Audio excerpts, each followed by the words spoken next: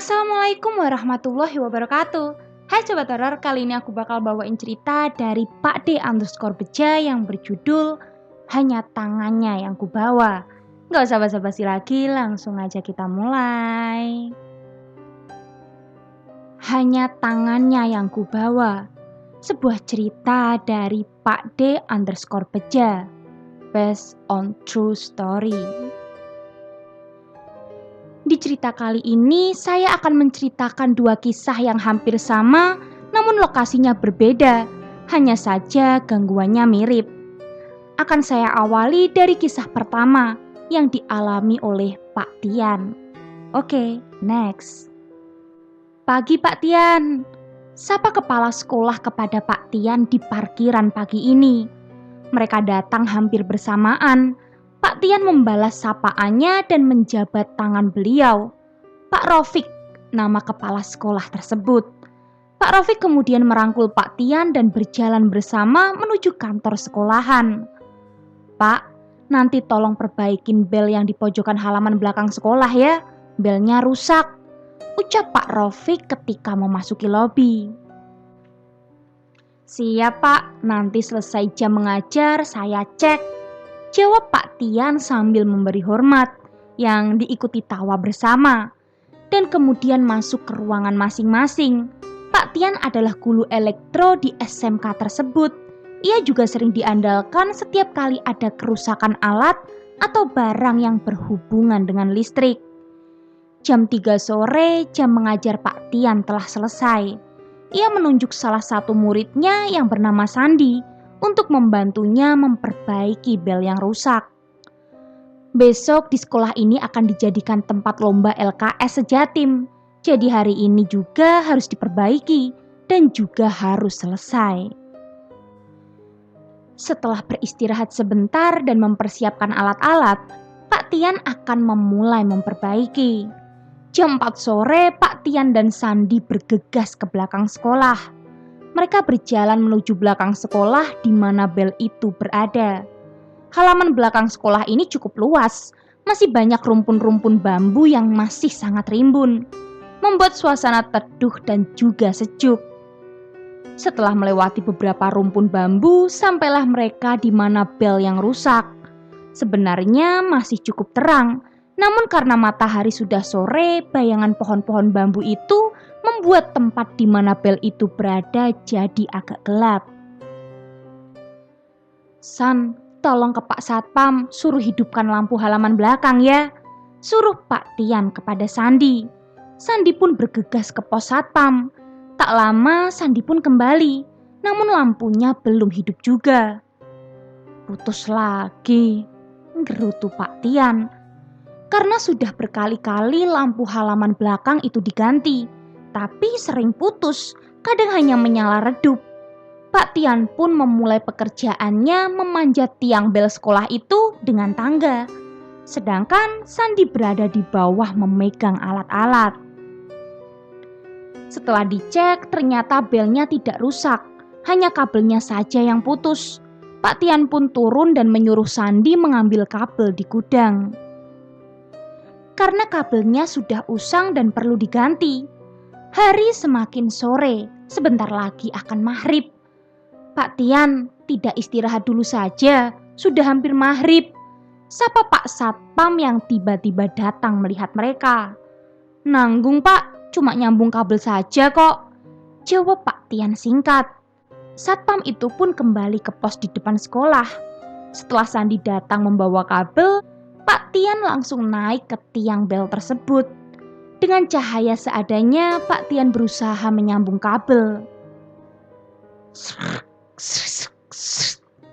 Tiba-tiba salah satu rumpun bambu berayun seperti ditiup angin.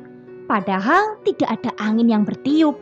Dan anehnya, cuma satu rumpun bambu saja yang bergoyang. Pak Tian pun menghentikan pekerjaannya. Ia melihat ke arah rumpun bambu tersebut, namun tidak melihat apa-apa selain rumpun bambu yang berayun semakin pelan. Dan ada beberapa daun kering yang jatuh. Setelah memastikan tidak ada apa-apa, Pak Tian kembali fokus ke pekerjaannya. Cahaya yang semakin redup semakin mempersulit pandangan. Namun tetap saja, ia terus saja melanjutkan pekerjaannya. Tapi tiba-tiba, tangga yang dibuat pijakan Pak Tian bergoyang. Begitu juga dengan tiang bel yang sedang dipegangnya. Tangganya bergoyang karena kaki Pak Tian gemetar. Tangannya sulit untuk digerakkan. Beliau ketakutan karena hidungnya tiba-tiba mencium bau wangi bunga yang sangat menyengat. Seketika itu juga pikiran Pak Tian teringat cerita satpam-satpam di sini yang katanya kalau sore sering terdengar suara anak-anak bermain, kadang juga rintihan perempuan menangis.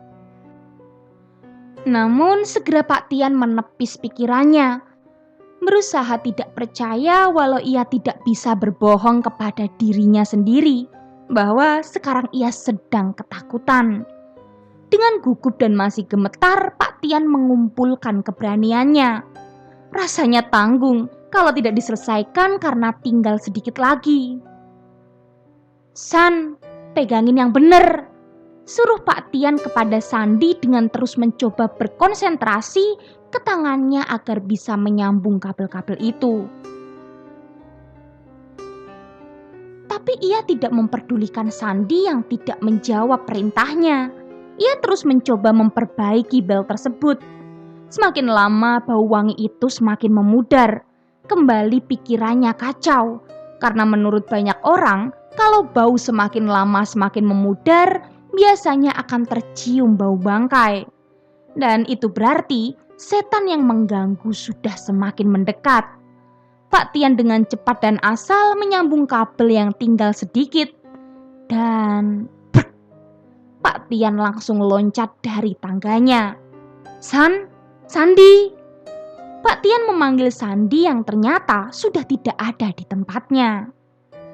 Beberapa kali Pak Tian memanggil dan memperhatikan sekitar, mencari muridnya namun tidak ia temui. Tapi Pak Tian malah langsung lari meninggalkan halaman belakang sekolah, meninggalkan alat-alat di sana dan bahkan Sandi yang belum ketemu. Hidungnya mencium bau wangi mulai menjadi bau yang busuk. Ia lari langsung ke depan sekolah. Ia berhenti di pos satpam. Dan ternyata Sandi sudah ada di dalam pos bersama Pak Satpam dengan muka yang sangat pucat. "Alhamdulillah," hanya kata itu saja yang Pak Tian ucapkan ketika melihat Sandi. "Ayo San, kita pulang." Pak Tian mengajak Sandi segera pulang dan Sandi hanya mengangguk dan berdiri, namun dicegah oleh Pak Satpam. "Apa tidak sebaiknya nanti saja pulangnya, sehabis maghrib?" kata Pak Satpam memperingatkan. "Gak apa-apa Pak, rumahnya deket kok," jawab Pak Tian. Pak Tian ingin cepat pulang karena sebenarnya beliau masih merasakan ketakutan dan ingin segera pergi dari sekolahan. Mendengar jawaban Pak Tian, Pak Satpam pun mempersilahkan mereka pulang. "Sandi, kamu di depan ya," ucap Pak Tian kepada Sandi. Sandi pun bergegas mengambil motor di parkiran, kemudian kembali ke depan pos Satpam. "Ayo cepet Pak," kata Sandi agar Pak Tian segera naik. Hanya beberapa detik setelah mengatakan itu, Sandi langsung tancap gas dan ngebut. Setelah semakin jauh dengan sekolahan, Sandi sedikit memperlambat laju motornya. "Pak, tadi di belakang sekolah Pak Tian mencium bau busuk tidak?" tanya Sandi kepada Pak Tian. Namun Pak Tian hanya diam tidak menjawab, tapi justru mempererat pegangan tangannya di pinggang Sandi.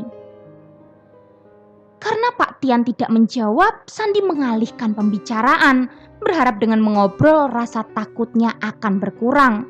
Namun Pak Tian tidak juga menjawab, dan pegangan di pinggang semakin kencang Sandi rasakan. Karena Pak Tian tidak menjawab, Sandi mencoba melihat Pak Tian dari kaca spion, dan ternyata boncengannya kosong. Pak Tian tidak ada di jok belakang, dan saat itu juga tangan yang berpegang di pinggang Sandi lepas dan hilang. Sandi langsung menginjak pedal rem dengan sangat kuat, turun dari motor dan hampir lari meninggalkan motornya di jalan. Namun akhirnya Sandi kembali menaiki motornya dan putar balik ke sekolahan. Dan ternyata Pak Tian masih di depan pos satpam sedang duduk dengan satpam sekolah. "Loh, Pak Tian kok masih di sini? Tadi kan sudah naik," kata Sandi begitu sampai di pos satpam. Jadi tadi Sandi ketika mengambil motor di parkiran, rasa takutnya semakin parah. Jadi begitu ia merasakan ada yang naik di motornya, ia langsung ngebut, berharap cepat meninggalkan sekolahan. Bukan hanya merasa ada yang naik di motornya, tapi jelas terasa ada yang pegangan di pinggangnya. Bahkan walaupun tidak melihat secara langsung, matanya melihat ada tangan yang melingkar di pinggangnya. Mendengar kata Sandi tadi, Pak Tian mengajak Sandi untuk masuk ke pos satpam. "Pulangnya nanti saja, San, biar maghrib lewat dulu. Kita sholat di sini saja," kata Pak Tian kepada Sandi. Sore itu mereka di pos satpam sampai maghrib lewat dan baru pulang setelah hampir isya. Nah Sobat Horor, cerita Pak Tian dan Sandi sudah selesai sampai di sini. Setelah ini kita akan masuk ke dalam kisah dari Diman. Oke, next. Kisah Diman. Diman adalah seorang montir dan mempunyai bengkel yang sudah lama ia tekuni. Bisa dibilang dari bengkel kecil-kecilan ala kadarnya sampai sekarang sudah lumayan. Pelanggannya juga sudah ramai. Bahkan sudah memperkerjakan satu montir lain, panggil saja Mamat. Selain stay di bengkelnya, Diman juga menerima servis panggilan. Dan hari ini ada 2 panggilan servis yang harus ia kerjakan. Di hari sebelumnya, Diman sudah mengecek mesin yang akan dikerjakan hari ini. Jadi sebelum berangkat, ia sudah mempersiapkan alat dan spare partnya. Jam 9 ia berangkat ke pelanggan pertama dan dikerjakan dengan lancar sampai jam 12-an. Diman kembali ke bengkelnya lagi siang itu untuk beristirahat dan makan siang dan akan berangkat lagi jam 2 siang. Tapi kali ini yang akan diperbaiki adalah mesin traktor. Dan traktor itu masih berada di tengah sawah. Mesin traktor macet ketika digunakan untuk membajak sawah warga. Untung saja jarak dari tepian desanya tidak terlalu jauh. Hanya berjarak 1 petak sawah saja. Diman berangkat dengan diantar Mamat. Sesampainya di lokasi, Mamat pulang. Mamat kembali ke bengkel karena harus berjaga kalau ada pelanggan yang datang servis atau mengambil kendaraan yang sudah selesai. Diman berpesan agar dijemput lagi nanti sore. Begitu Diman sampai di traktor itu, ternyata pemilik dan operator traktor sudah menunggu di sana. Dibantu operator tadi, Diman melepas dan menurunkan mesin dari traktornya dan meletakkannya di pematang sawah di sebelahnya yang lumayan luas. Sedangkan traktornya berada di tengah sawah yang berlumpur. Setelah mesin diturunkan dan mulai dikerjakan, pemilik traktor tadi pulang. Dan Diman dibantu operator traktor itu saat memperbaiki mesinnya. Mesin hampir selesai diperbaiki ketika azan asar berkumandang.